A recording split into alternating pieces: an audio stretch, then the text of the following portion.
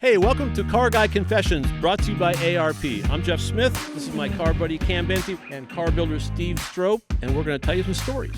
Welcome to another episode of Car Guy Confessions with Jeff Smith. I'm here with my buddy Troy Trepanier. We're at the Grand National Roadster Show. We want to thank our friends at arp-bolts.com and also our friends at Grand National Roadster Show for putting us up here. We're in the quiet section right now because it's Sunday morning, so not a lot of people around, which is kind of nice. So it'll be a little less noisy, but yeah, it was kind of fun yesterday having an audience, right? I tell you what, Jeff, walk by.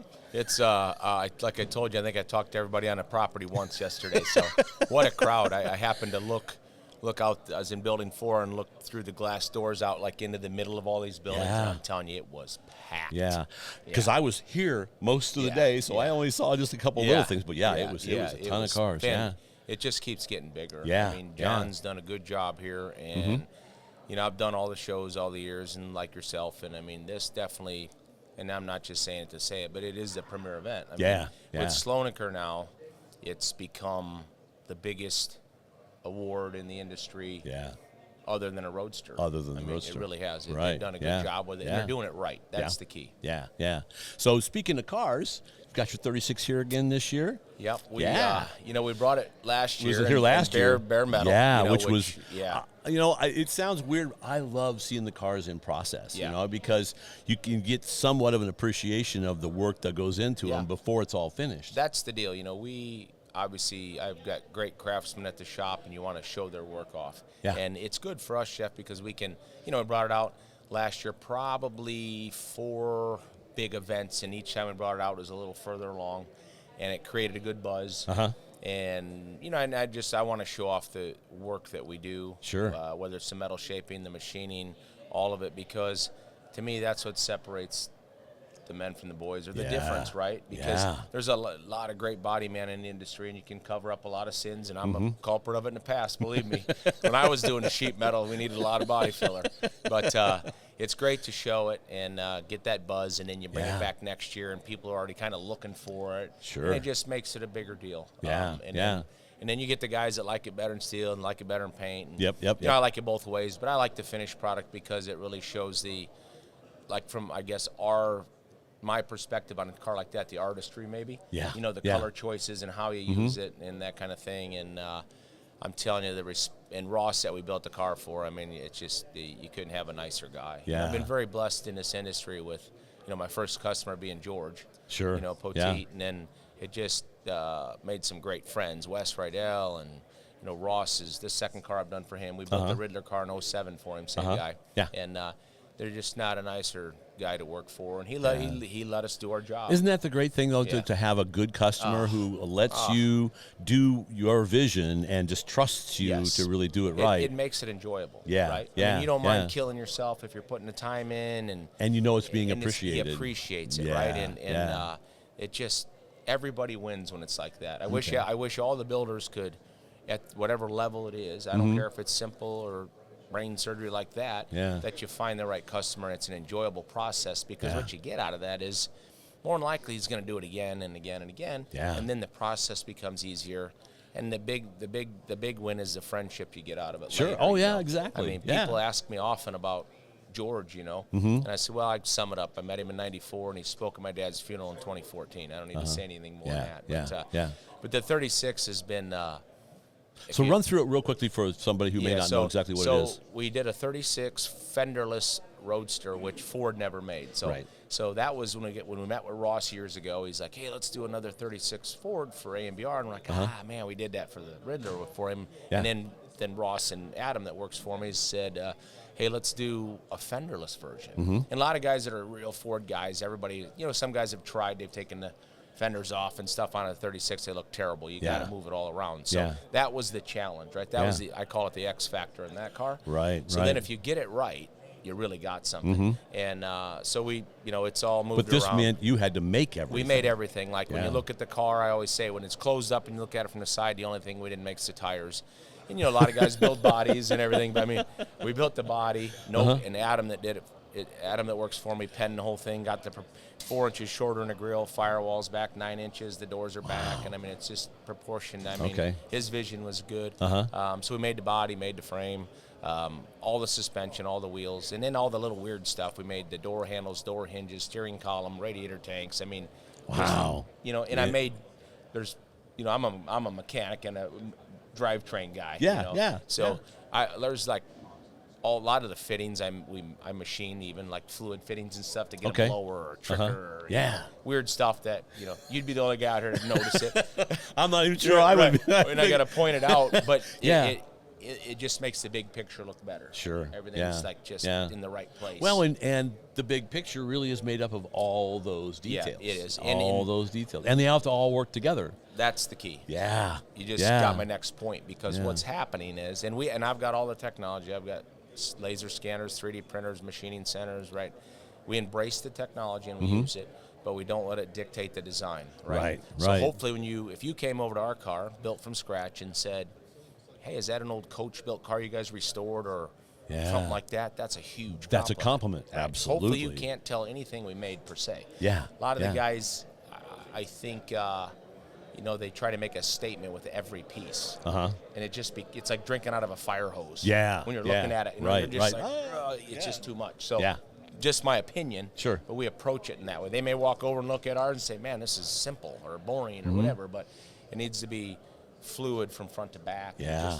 Even in a street machine, we always try to do that. You know, where you have a little more freedom there to get a little more obnoxious, if you want to call it. Right. But I think when you do that, like this car, probably the best compliment we've got this week, which has just been, and we do this, Jeff, now for them dozen guys that really understand what we did. Yeah. Them are the guys I want to blow their skirt up on, right? Sure. I mean, and the only place you're going to find them is here. And they're just like blown away. I mean, two compliments I'll just share real quick. Okay, so, sure, designer Larry Williams, he's a car designer, and he does a lot of stuff back in, he's from the Midwest, and he's looking at it, and he's like, man, and he's seen the whole process of the car and looking at it, and he's like, man, this is really something. And he said it's like you took a coach-built car from the late 30s, and you restored it and maybe just tuned it up a little bit and you brought it here. Yeah. And I'm thinking, man, that's kind of how that car looks.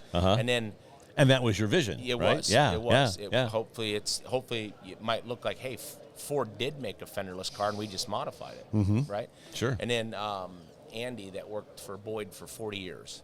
You know, they had Petey and Carl and Andy. They had those three worked together for Boyd for like 40 years. And he came by and was looking at it. And he seen it in Bear Steel last year and gave me, you know, man, he goes, that's the nicest work I've ever seen. And I mean, this guy was around Boyd's for 40 years. He's been part of it, and he's seen it, and he's touched it. And then he came back this year and seen it finished, and he's like, you remember what I told you last year? And I said, yeah, I really took that to heart coming from him. And he's like, he goes, I don't care what's here competing. He said, I don't care what's going to be here in the future. He's like, that's the nicest car I've ever seen. Wow. And I mean, I mean, I got goosebumps coming from that guy. Yeah, yes, especially. Well, it means it. A couple of people asked me over the years, who do you really write for? Do you write for the masses? And I go, no. I mean, no. I do. Yeah. But you really write, and I think this is where you're going with this. You build your stuff for a group of people that you admire, and you know that they're going to see the car, and that they're going to evaluate and it's their opinion that you really admire, absolutely, and you want to get, and then when they have criticisms, you listen, because it's like absolutely, and that's a good point too, and that's why this show works, I think, so well. Is like, you know, the AMBR judges are guys that have built cars, they're magazine guys, they got the right people that you respect their opinion, you know, everybody, because that's all this is. It's a matter of opinion. People said, looks like you got the winner. I'm like, well, we brought our best. That's all you can do. Because there's no real, it used to be a checklist. There's no point system. Yeah, there's no point system. And but it used to be that way, right? And I like that. See, and that's where they went the right way. Yeah. And making you drive it in, sit in the car, see the profile of the stance. Does the driver sit in it right? Them are key, right? It's America's most beautiful roadster. So the way they're doing it and the credibility to judges. And then on the Slonaker side, with, you know, Scott and you got Steve Strope and Chris Brown, and you've got guys that have been involved in big projects and they've got the right eye. Yep. And maybe each guy has his own thing, but you get them together, and most of the time they pick the right one. And they blend it together. Yeah, and they pick you get the right one. Yeah. And so that's why this is working. And I, you know, to me, one of the reasons I loved competition, drag racing, autocross, whatever it is because it's not subjective. Yes. You know, because you would watch the Olympics, right? And the Yes. Russian judge would always just kill the American, you got it. American Yeah. skater. You know, Yeah. everybody else gives her an 8, and he gives him a 3. You know, Yes. it's like, Yeah. how could you be that far apart? Yep. And that was the subjective nature of it. And so, you know, I thought, I'm not sure I want to participate in something that's Right. very subjective. But the other side of it is, if you knock it out of the park, Yeah. they have to recognize it. Once in a while, whether it's in Sloaneker or Amber or whatever, or I've judged the Barrett Jackson Cup with Bobby Alloway. Once in a while, there's that's just the clear-cut winner, man. Yeah. I mean, it's strong. Yeah. Right? And then Yeah. there might be 10 cars you could pick for the top 5 because they're all good. But once in a while, you come along one, and that's what we try to do. I'm not to sound arrogant, but you always, like, on a big project like this one, as we and we're participating in Amber, of course we want to win. Yeah. But I want to set the bar. Yeah, yeah, yeah. I want to come here in 5 years and people are talking about now That that roast- 36 yeah, Roadster was, yeah. I mean, I'm telling Yep, you what, that's the cream of the crop still. You know, and that's what you kind of strive Sure, for. yeah. And then people always ask me, you know, like about Bonneville, and I'm like, I like Bonneville the best because it's put up or shut up. I can sit here and tell you how cool I think that 36 is, but that's just a matter of opinion. That's right. You ain't going to come out there and tell me, man, we were having a good pass, you know, to half track, and we would have set the record, you know. How many times have we heard that? Yeah, I heard that a lot. Yeah, Yeah. so, and George I was moving to the front. Yeah, George always told me years ago, and it was a simple thing that I kind of maybe was living by, but I for sure do, is let your actions speak louder than your words. Yeah. And I think that summed him up. Yep.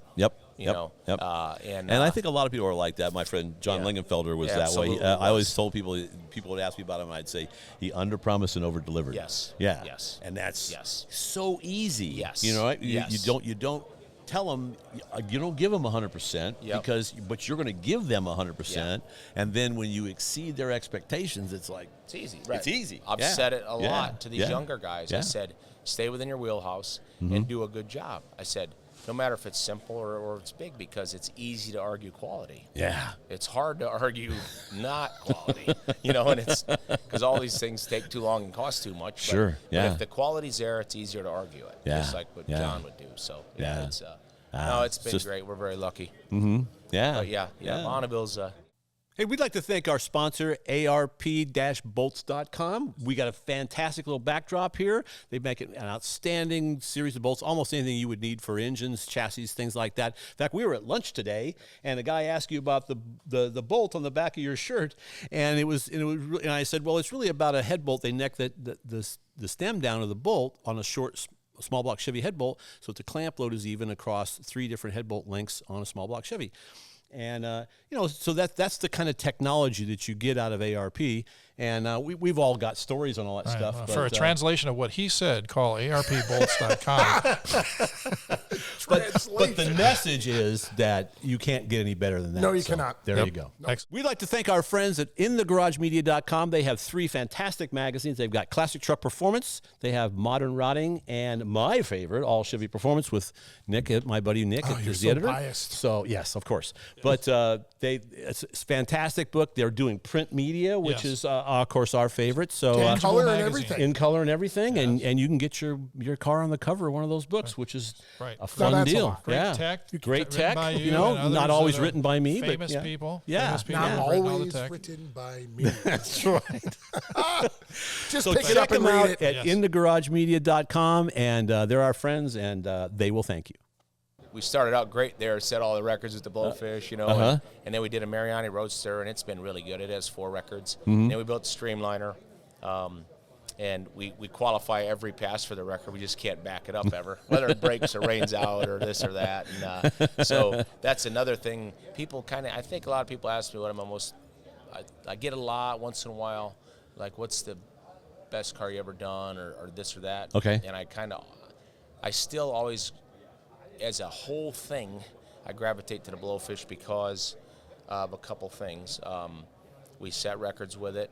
It was Hot Rod Magazine Car of the Year in 07 as a Bonneville race car, which was it was How Hot often Rod Top that 10 doesn't was happen. the deal. Yeah, you know what I mean? that Was the deal. Yeah, And yeah. I wish they still had it because Yeah. that was the deal. And we agonized over that. And That I'm was, telling I'm you. sure that was probably our part of what it would be like to be, be judging here. Yeah. Because get the whole staff together. Yeah. You know, Gray had his ideas, and Yep. everybody had their ideas, and then it was just an arm wrestling match because Yeah. we'd have 20, 25 cars, and Yeah. we could only have 10. Gotta pick it down to Yeah, one. you know. And then that year we had our Riddler car in the top 10 too. So we had 2 cars in the top 10 that year, and one was an absolute show car, and the other one was a race car. So I felt it's one of our proudest moments, honestly, as a shop, because you couldn't have 2 vehicles further apart. Yeah. The same people built them. Yeah. So the Yeah. vision and, you know, our shop name Rad Rides, it's kind of why I did it, because it doesn't really hit any particular thing. Sure. And we've been very lucky to jump all over the map, because like,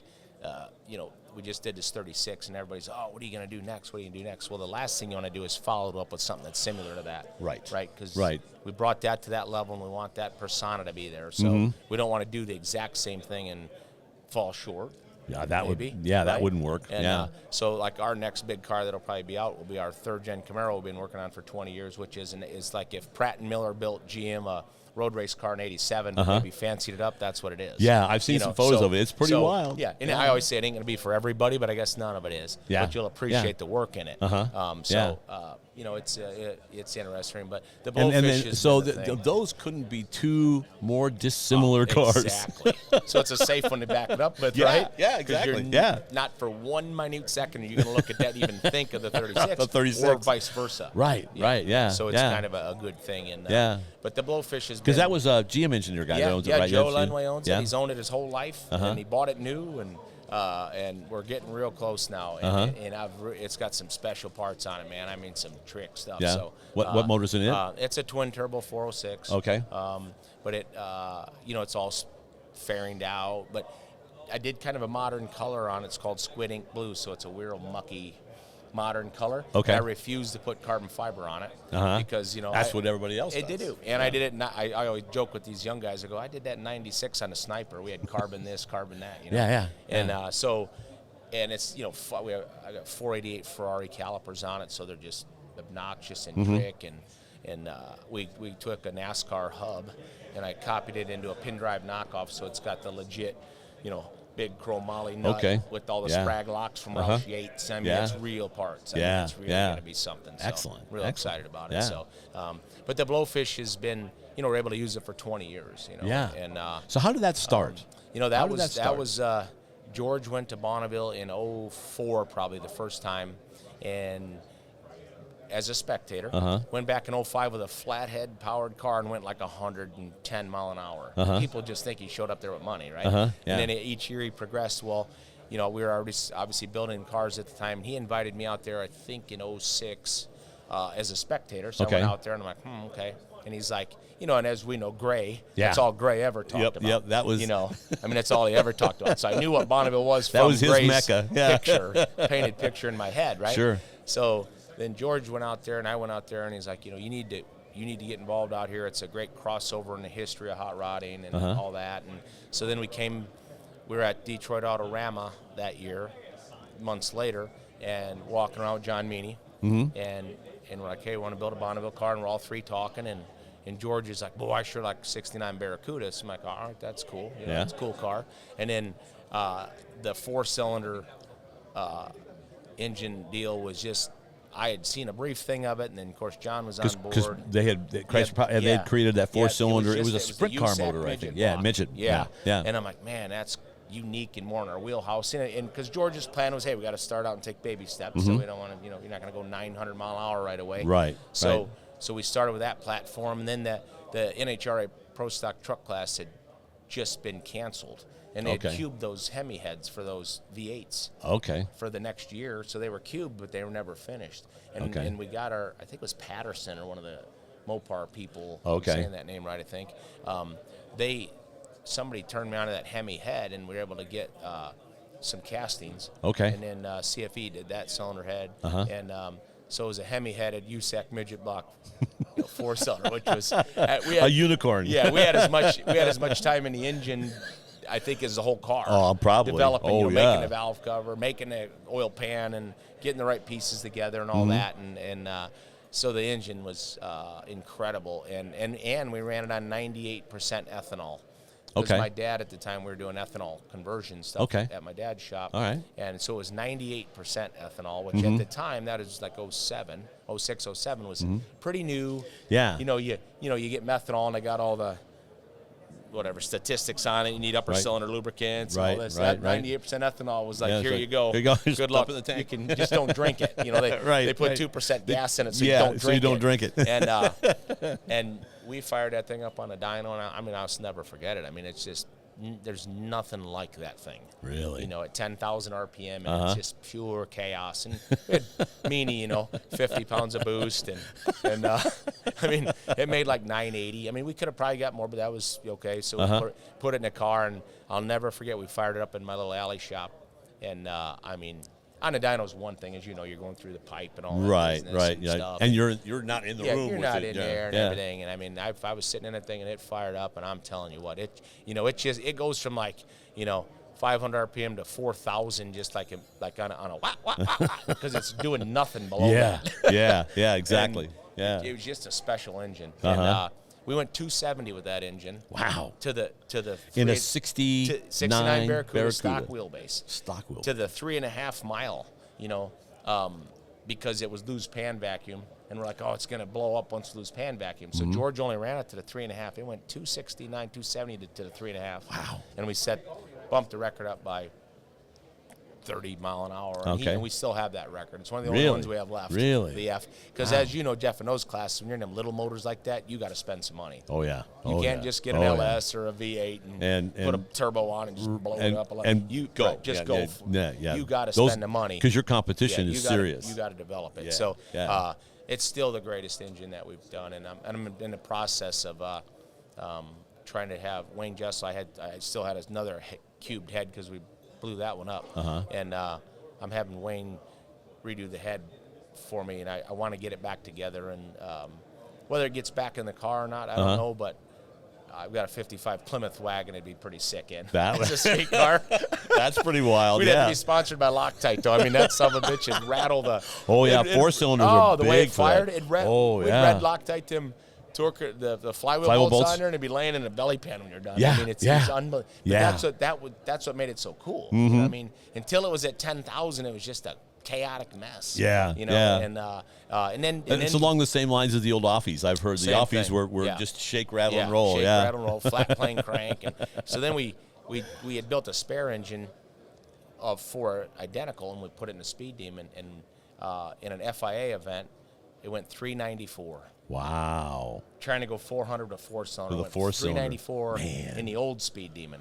And it threw a rod through car the that side was- of the body. was all- the previous one. Ron Main, yeah. Yeah. Yeah. Great story about that was I was out there helping Kenny all the time, Detweiler. I was on the crew on all the FIA events, and we'd ran the V8, that little 299-inch motor that was unbreakable in that Speed Demon. Okay. It went like 444. And, Wow. And I was me and Kenny were on the startup crew on the truck at that deal, and then you bring them down to the 12, come back to the 6, and wait for them to come back. And the V8, you could kind of see it and coming from the mountain, and then you just kind of like making them go by you. Yeah. And all that. So then we put the four-cylinder in, and I'm telling you, Jeff, from 6 miles you could hear it start. I'm telling you, it was like it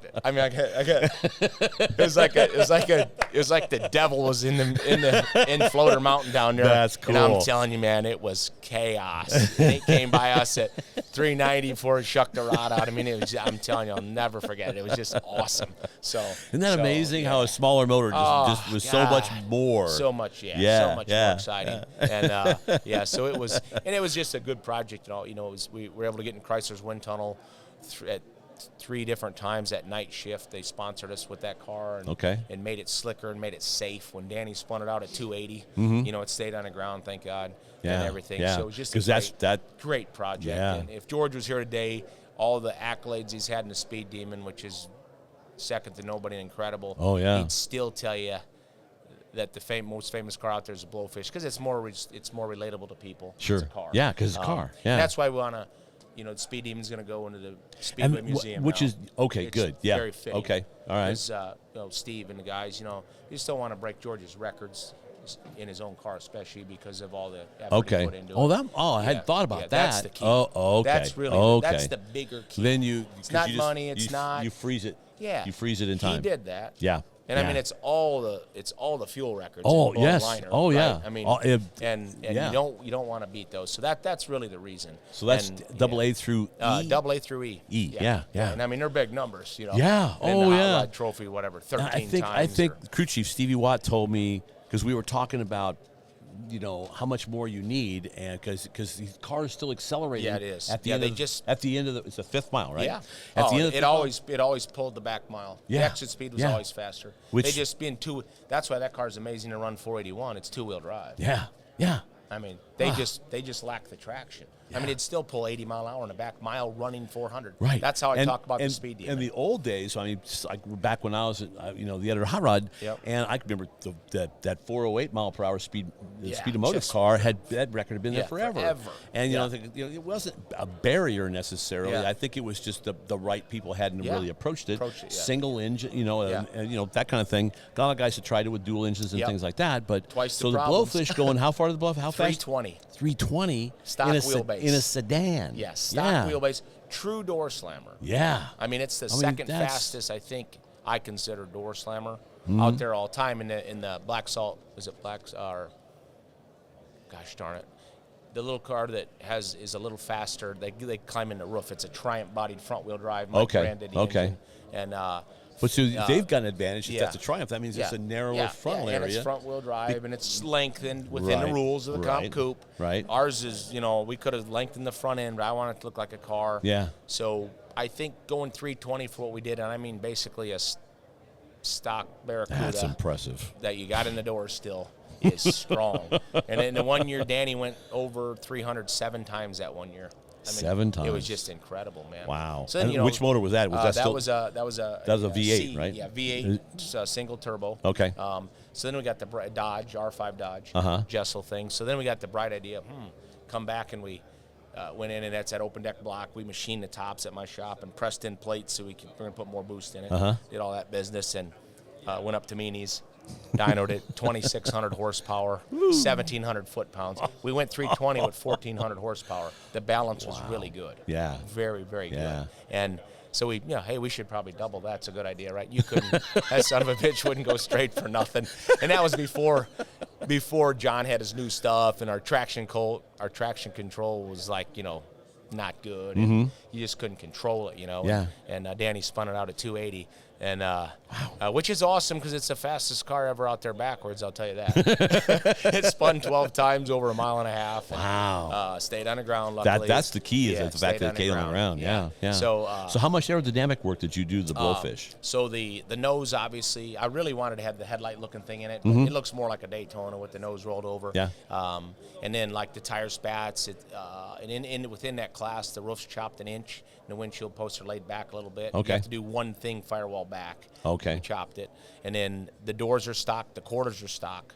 Wow. And then they've, through the years, the rear trip fence and stuff, you're able to go bigger and taller and further back. Okay. But when we were going that fast, it wasn't much. It was pretty in. But I forget the CD on the thing was better than a Corvette. It was in the slickest form when we were in the wind tunnel was 0.18 or 1.8, however you say it. I mean, it's 0.18. Yes, it's really because below 0.2. Yes, because we blew the air on it, and how can I forget his name? Our aerodynamicist said he was head of NHRA for Mopar and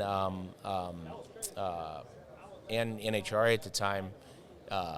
He's like got all excited, and I'm like, I'm new to any of that, right? I'm like, what's the big deal, DeConnick, Terry DeConnick. Okay. And he's like, this thing it's just 0.18. I go, okay, what's that?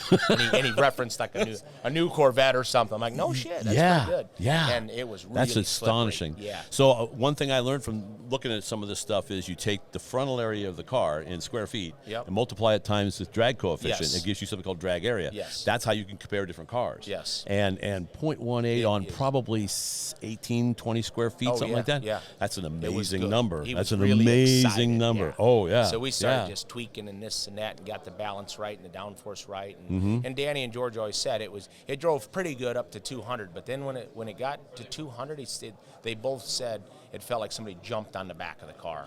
Yeah. And I don't want to say drives itself, but I mean, it really drives itself up there, Be- which is good because you've got all this downforce, and the balance and is right. and that loads the tires and it keeps the car on the track. Right. Yeah. And it was good until we overpowered it. And when we overpowered it, when we went 320, it was still an open rear end. Wow. We were running a one-wheel peel. I think you mentioned that before. I got Kugel told me that. I had never thought of that before. Kugel Kugel told you that. And it kept it straight all them times, other than when we spiked it so violently. It was like we were running 270 and it went to 340 on the gear shift. Okay.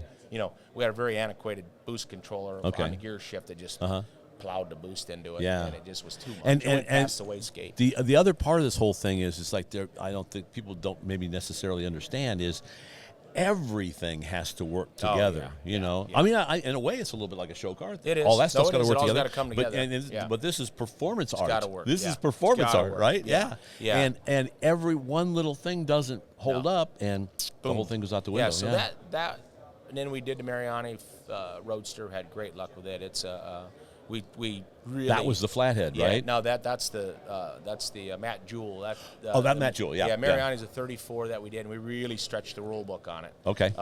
And really reinterpreted it in our language per se, right within the rules. Yeah, but it sets a record every time it runs. I think we have both E records, D records, and we're going to run C now. Okay. And then and this is in a Roadster. Yeah, Roadster. And we went 220. I think we talked about this before, that this highly competitive class, very right? competitive. Yeah. And then you get into Matt Jewell's car. That's gas Roadster. That's the most competitive because that's the closest thing you can get to like a street flathead, we'll call it. Okay. You got to have a Ford block with the valves in it, All right. and anything else goes but mechanical fuel injected. And most guys just take the approach of, the old speed parts and things like that. Yeah. And trying to get that right. And you go about 145, that's it. No matter what you do with stuff that you can buy. I mean, that's been proven, right? And then, because like ours, Matt had already built the car, and it's a 32 Ford. And nice car, but, not the most aerodynamic. These other guys are running Model A's, and they're smaller bodies and more aero. And he wanted to build a new car. I'm like, no, the car's pretty good. Let's go after the engine. And he'd went 4 years in a row with 4 different engines, 4 different builders, and went the same speed, literally. Okay. To the point where he bought his own dyno when he was getting his motors back from you guys that dyno him to see if they're telling him the truth. Okay. So we that's not a small investment either. No. So we reversed the cam, and of course that's not everybody does it, but a lot of people do. So we did that, and then Bob Sweeney is an old engine guy by us that's done all my stuff for the last 25 years. 2-man shop, been there forever, got every tool, methodical. So we started with the cylinder head design. We talked about it a little bit, and then me and Lawrence at my shop started designing the cylinder head and the chamber on Mastercam and SolidWorks at our shop. Then we made a bunch of plastic models. And that's a trade-off because if you can bring the chamber down, you can increase the compression ratio. But the problem is that makes the radius shrouds the valves like crazy. Tough. So you got to balance it. Because anytime you pick up CFM in that motor, you give up compression. So that's the kicker, as you know. So we're reading Briggs and Stratton old trick books and the old Harley books, right? Because that's all that kind of shit. And so we did about 5 acrylic heads. And what I did, I cut a 4-cylinder in half, made a fixture to the flow bench. Okay. So we could just, we started with like all the aftermarket heads that you could buy. 70 CFM, I believe, is the max we got. Okay. And then we started working towards it. Intake airflow. Yeah, intake airflow. Because Bob said, he goes, if we can't get the air in and out of it, nothing else matters. Nothing else matters. Exactly. On an A deal, you can squeeze it, but if you're not squeezing nothing, you're not making any power. Matter. Right. So we worked on it, did 5 different ones, and it was we got to 150. We doubled. Wow. And we bumped the compression. And you bumped the compression. Yeah. Wow. It was, the valves shrouded. Made with pixie dust? Curled under. I got goosebumps again. And it, all this, it was exciting. And so we're like, okay, that's good. So we made the cylinder heads. And then that block was an older block that had been bored 200. We filled it with DevCon. Okay. And then went in and machined all of our intake runners at a way better angle through all the water jackets through the top. Okay. So it had a really nice angle to the valve. Okay. And then built the intake, and it's mechanical injected, and you can set timing curves. Because the engine looks wild because the exhaust comes coming out out the center. Yeah. And all that, and went out there, and right off the trailer set the record. Wow. It was a lot of luck, a lot of preparation. Right. It was just awesome because he'd been trying for 4 years, and it wasn't even in a conversation. Wow. So we did that. So. Raced that motor for the next couple of years. That DevCon is moving around, and that block had been bored a lot, so it's cracking. So it was and weak. And we're running the pistons 8 loose because you come back and measure the cylinder wall, it's an hourglass, so it's like, I mean, it's nothing sealing up. It's terrible, right? So we're like, all right, we got to do a better engine because we wanted to go to the fuel. We built a track nose Ford and aeroed the car all up to go into modified gas roadster. Okay. So we built a new version. Matt had a block that had never been bored. Okay. So we did that. So now the cylinder walls are nice and thick. Yeah. So we instead of the DevCon, we went in and put it on our machining center. Went in and machined all the runners back in, and we made them 60 big. Okay. And then we made all these fixtures, went up and poured it full of aluminum. So now it's all aluminum. Then we machined aluminum. it again. So now all the intake runners are actually aluminum in there. Wow. And much more durable. And in the block, all the bottom of the block's filled with aluminum, which will dissipate the heat better. Okay. And we left it small. We were 322, and then this one was only like 270. Wow. But Okay. we're thinking, all right, we'll spin it faster. Uh-huh. So we put it all. Also a shorter stroke, probably. We put it all together. We spun it faster. We're spinning like, it'll pull up over 7,000. Really? Yeah. A flathead spinning 7,000. We did it on my chassis dyno. Now it probably has five main bearings rather than 3. Yes. So when we redid this second, the first was just as 3 main ghosted crankshaft. Oh. So then we went and it made like 307 horsepower. And I've seen, if you haven't seen this, you need to see it.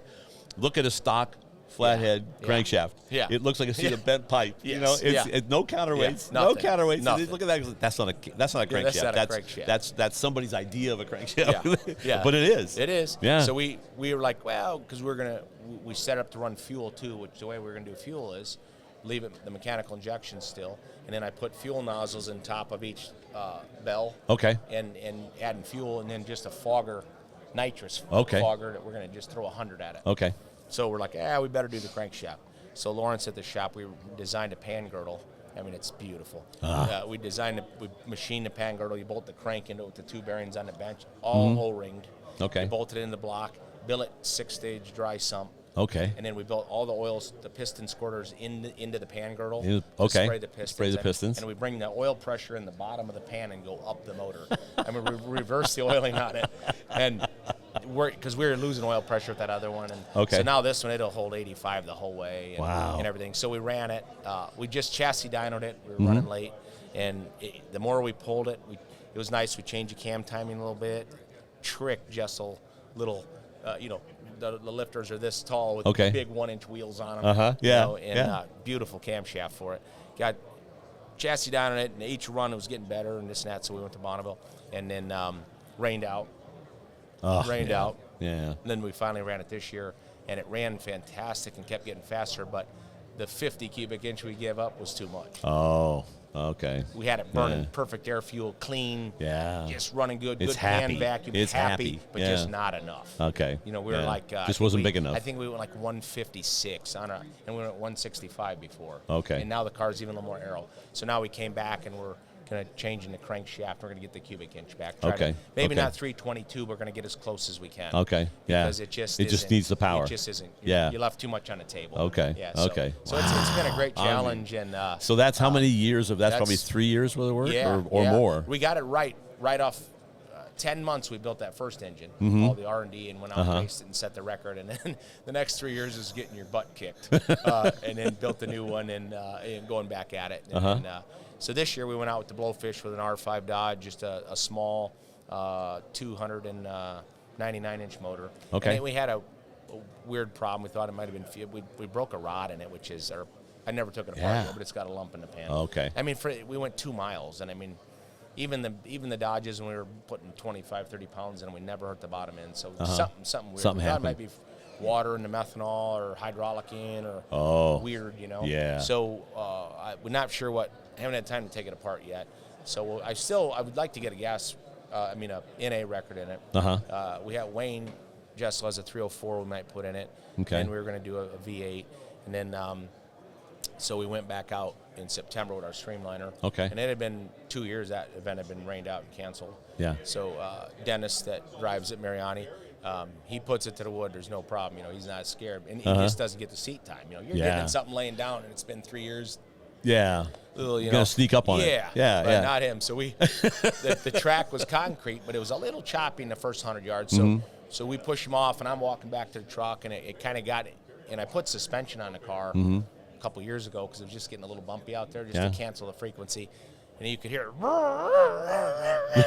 it started kind of hopping. And it was like 9 seconds. I'm like, the thing must be stuck in first gear or something.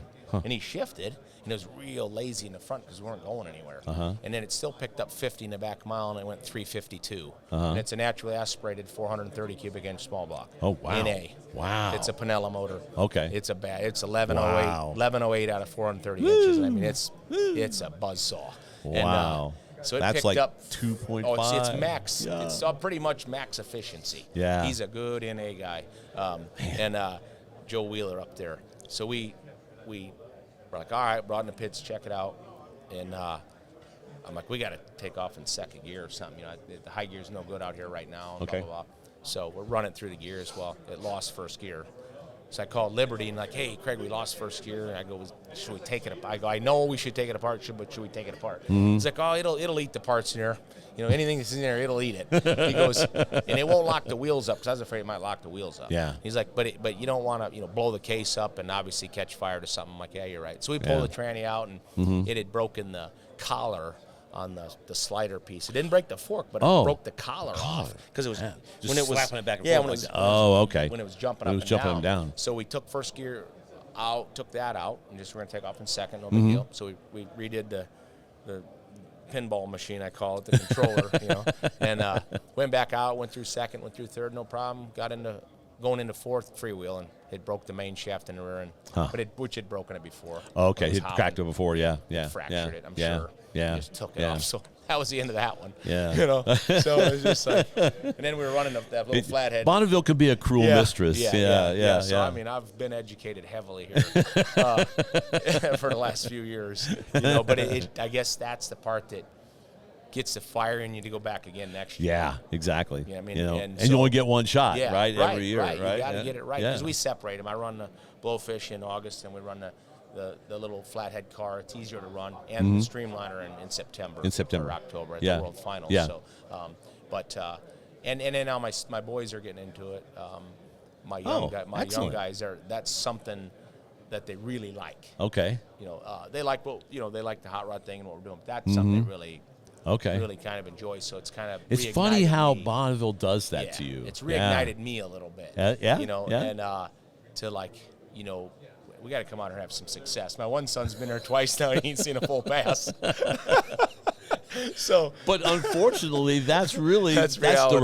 That's the reality. We got lucky when we're setting a record every time we went out with the blowfish them first few years. I mean, we've set 5 records. I mean, like it was easy. And they were pretty steep. I wonder sometimes if that's not something larger. I think it is. Sucks you. You successful very early on, sucks you in, and then dumps on you. Then you just keep going there until you die. I got to get back to where I was. Why was this so easy in the beginning? So we'll get them retooled, and it's always now they have bigger through shafts for that particular rear end in the streamliner. That when I first did it, it's a Ferguson rear end. That was what they had. Now, because of the evolution of the Speed Demon through these last 10 years, now there's pieces we can bolt in there that it's all M300, but it's just bigger. So we can actually put better parts in there without much work. Okay, so that's it's good. a pretty easy fix. And I'm always concerned with that motor's been so good. I'm like, and we just freshened it up, and I'm like, I don't want to hurt that damn motor. You don't want to get this fixed and that, so you want it. But I don't want to take it out and rebuild it again. So I bought a really good one of them. I don't know what brand it is. One of them really good borescopes now that goes in, turns 360, and I'm going to go in there and really look at it and make sure everything looks good so I can take it apart. I might take the valve train off when we get back so the springs aren't sitting there and all that business. But I've learned way more than I want to about all that. But, which you know that shit inside now. Oh, well, I just keep breaking things, and I'm learning that way. But so it's we'll go out there again twice and try again, and then we have an idea for another car that we've had, and I might have talked about it last year, doing a belly tanker, but not with a belly tanker. So we want to use, we're going to base the body off of a 30s Mercedes Grand Prix car. Really? That shape with a canopy. Yeah. Fairing the axles, and I'm telling you. Oh, boy. Historic. That sounds like fun. Historic looking. Yeah. So, and an inline motor, inline blower, so it kind of has that feel of that era. Those inline motors.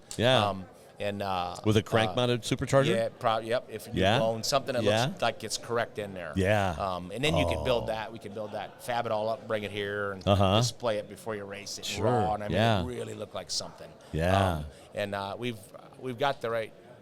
I mentioned it to Ross a little bit that we built the 36 forks. He's got a huge road race collection of Smoky Unique, really, all the way up to LMPA cars that are champion cars now. Wow. That they vintage race. I mean, wow. Bud Moore, Holman and Moody. I mean, everyone. He's got a champion car from all of them. Wow. And a lot of old Bonneville history cars. Okay. That he hadn't raced, but he sure. owns. And he's got, I think, 4 cars in the Building 9 of the past AMBR winners. Okay. He's a very good historian of those type of cars. Yeah. Old Riddler winners. And, yeah. And I just had made mention when he was at the shop one of the times in the last year about it. And he's like, what'd you say? So I think if me and Adam presented to him right, because I'd penned Ross. He goes, man, I'd really like to get to Bonneville sometime. And this is when we built the Riddler car in 07. So we penned a Michael Desmond, which a lot of people don't know Michael. He was a designer. Okay. Worked for Mitsubishi for a while. Keeler, he penned the street machine, the chicane for me. Okay. A couple basic ideas. Yeah, yeah. And I had him do a '69 Mustang version of the blowfish. Oh, really? Oh, it's killer. It's Mad Max looking. And I still have it. And we just got busy and never did it. So that one's around, but this belly tanker thing would be real. Belly you only got to go sounds... low 200s, you could get a record. Too. Okay. You don't got to do some retarded speed, yeah. But it would just be a very historic that sounds looking really thing, fun. How long would it be? I don't know. We've talked in length about it. Yeah. And Adam's got it in his head. I just got to have him sketch it down. But just that shape of that body, instead of using a belly tank, and the history of them old Grand Prix cars. Sure. But this one would have a canopy on it. Yeah. And the axle would be fairing. I mean, man, I'm telling you, it would be sick. So auto union type of car looking? 100% yes. Yeah. 100% yes. Oh, man. Yeah. But with a canopy. They were just wild looking cars. They were incredible. So play off that era a little bit and really excite people and be correct to it. And it's just I don't know, I get excited talking about that idea because of the shape and the style and what you're referencing back in the day with the Grand Prix cars and everything. And that would be a flathead too? No, that'd be like a one of Ferguson's got the Wayne Cylinder head stuff. Okay. The inline Chevy stuff. Okay. GMC. Oh, GMC inline Chevy 6 with a Wayne head. Yes. Okay. Yes, okay. Yes. We'd bought an engine, and I talked to Ferguson about it at length years ago. And he's like, yeah, I've got, this, and we can do this and this. And were the Wayne had individual ports, or was it okay? Because the inline Chevy 6s were shared. It was intake individual. Ports. That's what was trick about. That was trick about. He's got some. He's got some trick parts. He's got original. His father had bought original that block. He's got him in the crate still. Okay. Don does. And he's telling me all this, that, and he's raced that motor lot out there. He understands. He goes, but I know you. You'll go reinvent the wheel. He said, Well, I watched a video of a guy that developed it was an injector, essentially a casting that you bolted to a Chevy 6 that would treat it as 2 separate intake ports. And then there's the lump for the Chevys. Then what he did was he built a piece of aluminum 120 thick wall, just flat plate, and trimmed it until it fit into in between to split and them. Separate the ports. Yeah. Then you wouldn't need a Wayne head. Right. And essentially what he was really doing was fabricating an inline Chevy 6 head as a Wayne head. That's the mystique of it, right? Because that kind of would fit how trick the car is too. Sure. Yeah. And it would look correct. It's a longer straight motor, and you could either go out in front or you could have a longer supercharger laying on the side. On the side. Yeah, like that. A jack shaft thing or something. Sure. Or, and try to be a little bit vintage looking, but obviously it's got to work. But but it just I don't know. I can just see it how awesome. I know we could really make that look like something. And just the history of it, right? Sure. I mean, when it was done, if you rolled it in here and if it was painted right, you'd think like, man, it's really in good shape here, but it's had to have been done 70 years ago. Right. Something like that. Yeah. So just that's the exciting. Idea, it's pretty exciting. And we're going to work a little harder on pushing that idea and making it a reality. Okay. Because we've talked about it so much. I'm kind of getting to the point now, Jeff, where I've had a bunch of people come up and ask, I bet you guys are busy, and we're, buried, obviously. But sure. Well, what's your waiting list? I'm like, well, we got enough work there. I mean, it'd take us 5 years to finish what's just sitting around the shop, right? You know, by the time you went through it all or whatever. Sure, right. But I said I'm the only one that knows the waiting list. So if it's something I want to do, we can we do do it it around a little bit. nobody knows it. Right? Nobody knows, right? It's not written down and anywhere. all of my customers are friends, so they're pretty they understand anyway. Sure. Like when we did the Streamliner for Mariani, we were busy, and they came to me, and I'm like, man, I want to do this. And I mean, we kind of moved things around and built it in 6 months. So it was. No, it's.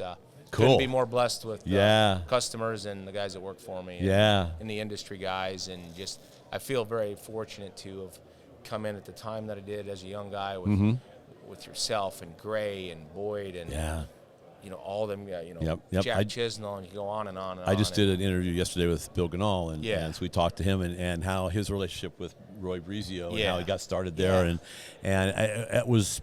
That was really touching because I had never spent any time with him. And so it was really fun to say, here's a young guy, he's in his 40s, which makes me feel really old. But that's okay.